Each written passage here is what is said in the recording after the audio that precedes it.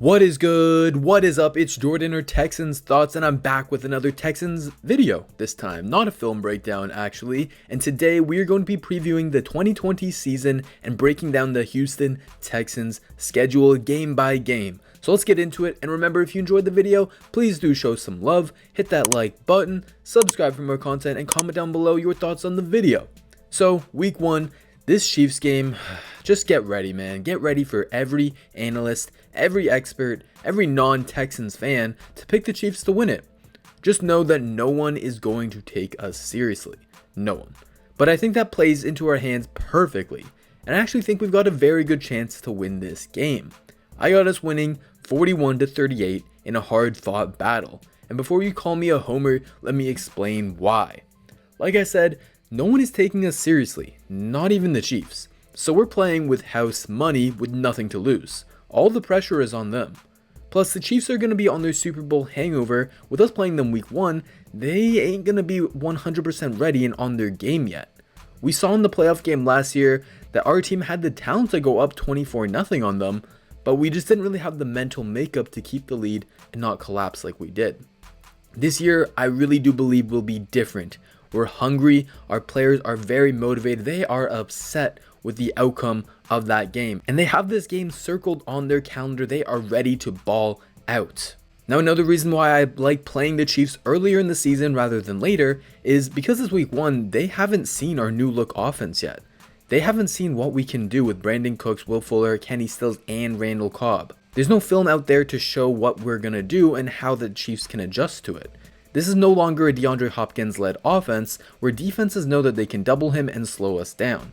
Deshaun has all the power to spread the ball around and make us less predictable.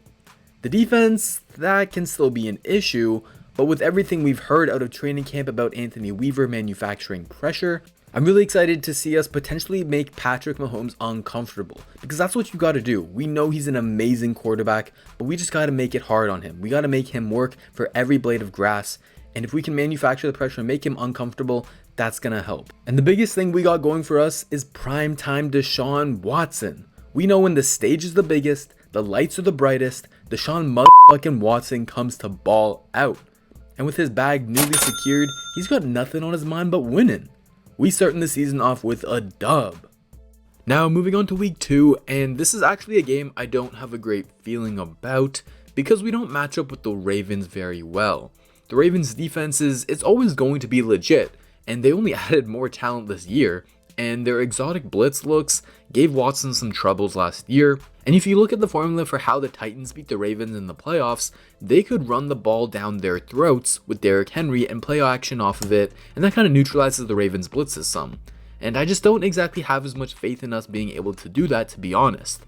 I think their strength of their defense with the secondary, specifically with their cornerbacks, matches up really well with our strength of our offense with our wide receivers. In addition, I also don't think our run defense will be great this early in the season. It'll take us a couple games to get disciplined in our run lanes and making basic tackles, as that's kind of how our defenses have always been.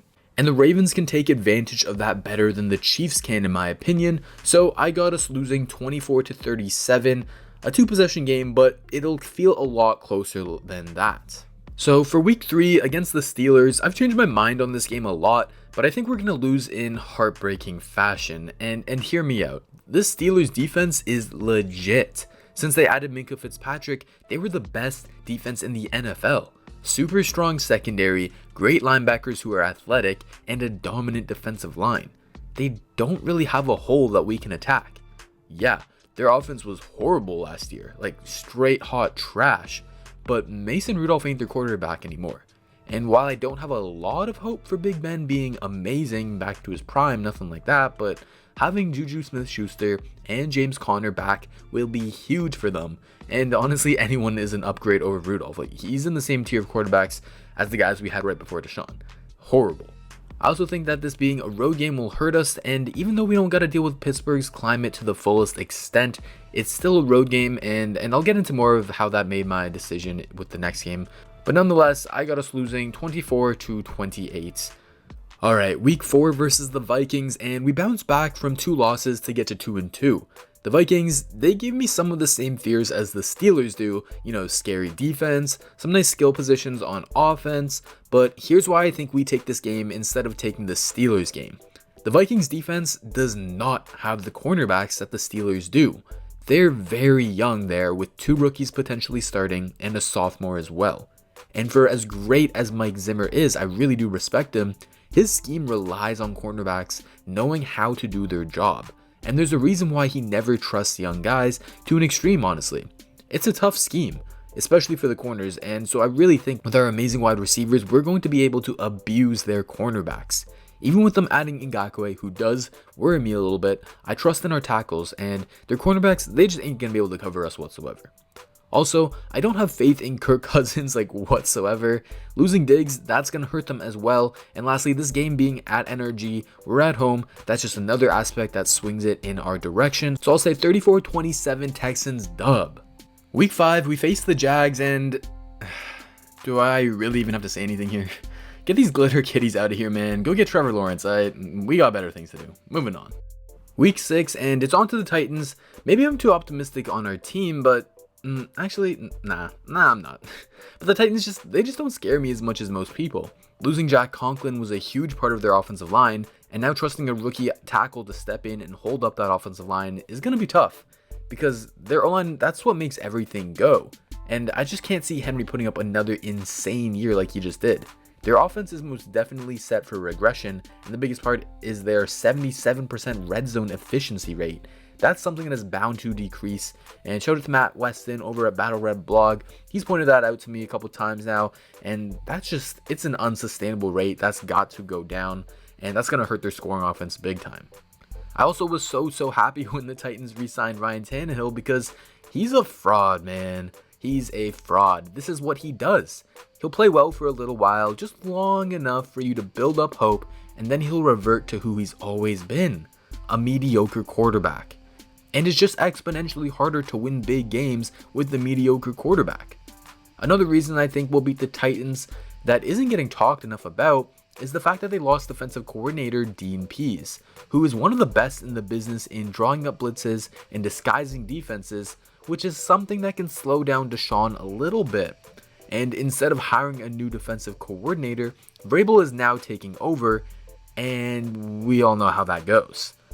It also just takes away from his time as a head coach, which we've also seen with Bill O'Brien, that's only going to hurt your team. So I got the Texans winning our first matchup with the Titans, 38-28. So week 7, and the Packers are coming to town. These are not the Packers of old. Last year's Packers were complete frauds and one of the worst 13-3 teams I think I've ever seen. Aaron Rodgers was just not himself last season, and how he looks early on in this season will change how I feel about this game. We know the Packers go as far as he can take them, that's always how it's been. But since we haven't seen anything from him since last year, that's the play that I gotta go off of, and because of that, I think the Texans win. It'll be close, because their defense is nice and can generate pressure with just rushing 4 guys, but that offensive line took major hits, and they still don't have someone opposite Devontae Adams that they can trust. So give me the Texans, 28, Packers, 24. Week 8, that's the bye. Gotta love the midseason bye, get recharged and healthy. Perfect. Now, week 9, we take on the Jags. Wow. The NFL really are conspiring for the Texans. So kind of them to just give us 2 bye weeks in a row. Wow. Amazing. Week 10, and it's time to face the Baker and the Browns. I think the first thing with the Browns is stopping their run game. Nick Chubb is a monster, but by week 10, I think our defense is really rounding into form. It better be at least, and we're going to be able to limit him, forcing Baker into 3rd and longs that he's horrible in, and I think he'll have one of his worst games of the season, to be honest. I'm also not scared of their defense whatsoever. Double team, triple team, use all 5 offensive linemen to block Myles Garrett. I don't care. Just don't let him wreck the offense, and we'll be fine. Attack their linebackers in space, and take shots because their safeties are weak. Easy dub, Texans 34, Browns 20. Week 11, and this game against the Patriots scares me much more now that Cam is in town. Before, I think everyone thought the Pats were tanking for Lawrence, but now they have someone who fits the system and is still talented. I think Belichick will be pissed that Bill O'Brien beat him last year and has his game circled on his calendar. We brought the fire and the trick plays last year, and now I think Belichick is going to punch us right back, and he doesn't hold back one bit. He's still the better overall coach than Bill O'Brien, and that'll make the overall difference.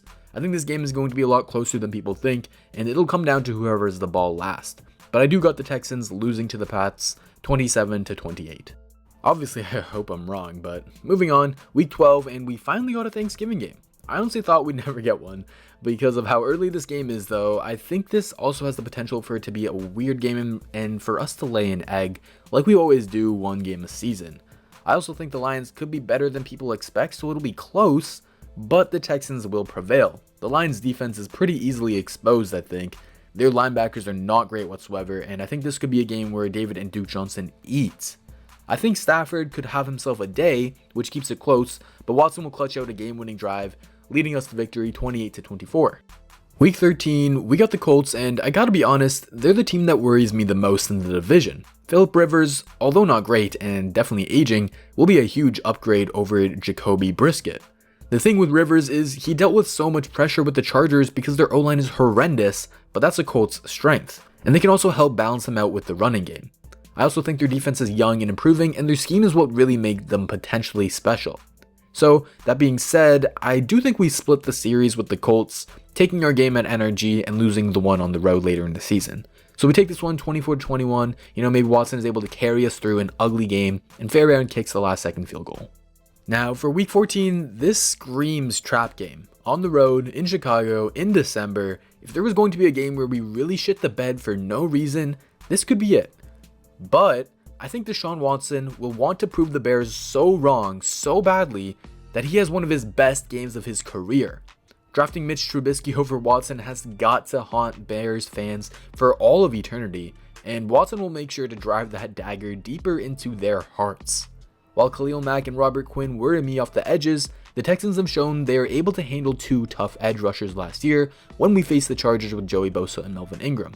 I believe in Tunsil and Titus to hold their own and even improve. Plus, if we chip the rushers and get the ball out a bit quicker, we can help neutralize that. So I got the Texans winning 27-17. Week 15 and back to the Colts, this time on the road though, and I pretty much said everything I could about the Colts before, and so I think we drop this game and split the season series with them. Say we lose 30-27. Now week 16 is the Bengals, and man, I really hope this isn't a big DJ Reader revenge game. Their defensive line is low-key nasty, the secondary is young and improving, but they have a weak linebacker core. They drafted two rookies whom I very much love, but they are rookies who will likely take some time to develop. If by week 16 they look great, which is possible, that could change things, so I think their defense could put up a fight. I also really like Joe Burrow and the weapons they put together, but their offensive line is horrendous. This could be a huge game for JJ, Merck, Jacob Martin, and co. to put up some serious numbers. We're going to have to be all over Burrow and make him uncomfortable. If we do that, which I think we will, we'll win soundly, maybe 30-20. Going into week 17, I got us at 11-4, and therefore I think we'll see a repeat of last season, where this game is meaningless to us. So we'll rest our starters. Please rest all our starters so we don't lose important guys again for the playoffs, Bill. And that will allow the Titans to take the dub. Maybe 28-20, score doesn't really matter. But all in all, I got our Houston Texans finishing the season 11-5, first in the AFC South. And I want to preface this by saying, I ain't no Cleopatra, I ain't got no crystal ball. There's a 142% chance I'm wrong on half of these predictions. They're predictions, they don't really matter. But it's what I think.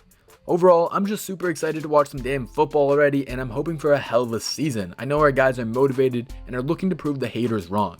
All of that starts this Thursday against the Chiefs. Let's go shock the world. So if you enjoyed the video, please do hit that like button, subscribe for more content, and comment down below your thoughts on the video. In terms of a regular season uploading schedule, I'm gonna try to have a quick initial thoughts / reaction to the game the day after the game. So this week it'll be Friday, but usually it'll probably be Monday. Then, once the All-22 film gets released, which they usually release like Tuesday night, sometimes Monday, I'll start making a film breakdown and have it out to you guys later in the week. School is a bitch, but we all got stuff we gotta deal with, and I'm gonna push myself to keep making these vids for y'all. So be on the lookout for the future videos. That's sort of the rough schedule I'm thinking about, and if you want another Texans outlet that covers the team throughout the season, I'm with Texans Unfiltered. We've got a great team working to bring y'all the best content. We've got a website, podcast, and YouTube channel, so I really appreciate y'all for checking us out. All the links will be in the description. Alright, take care everyone, and remember, the film don't lie.